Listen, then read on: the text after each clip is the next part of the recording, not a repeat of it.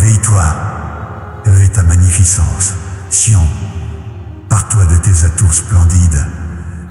Jérusalem, cité sanctifiée, car jamais plus ne franchira tes portes l'incirconcis ni le souillé. Libère-toi de ta poussière, redresse-toi avec majesté. Installe-toi sur ton trône. Jérusalem, rends les chaînes qui enserrent ton cou.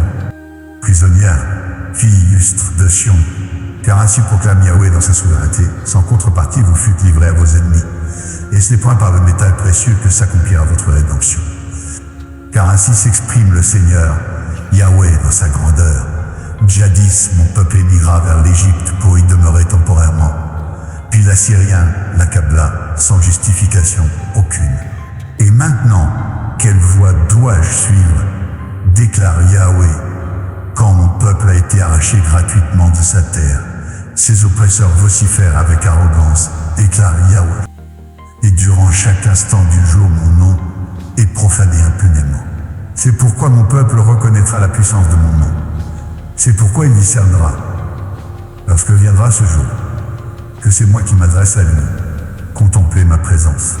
Quelle grâce illumine les sommets montagneux, mais pas du messager qui annonce d'heureuses nouvelles, qui proclame la concorde universelle, du héros qui apporte de glorieuses nouvelles, qui annonce la délivrance, de celui qui déclare à Sion, ton Dieu gouverne dans sa toute-puissance.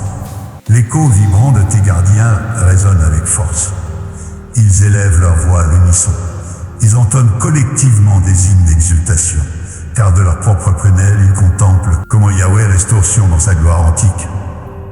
Manifestez ensemble votre allégresse par des clameurs jubilatoires, vestiges meurtris de Jérusalem. Car Yahweh prodigue réconfort à son peuple. Il rachète Jérusalem de sa déchéance. Yahweh dévoile la puissance de son bras sanctifié, sous le regard de toutes les nations de la terre. Et les confins les plus reculés du monde contempleront la délivrance accordée par notre Dieu. Éloignez-vous, éloignez-vous, quittez ces lieux sans délai. Ne souillez vos mains d'aucune impureté.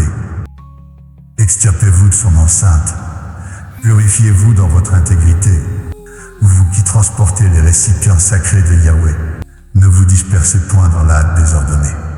Ne vous éclipsez pas dans la fuite précipitée, car Yahweh vous précédera comme guide infaillible.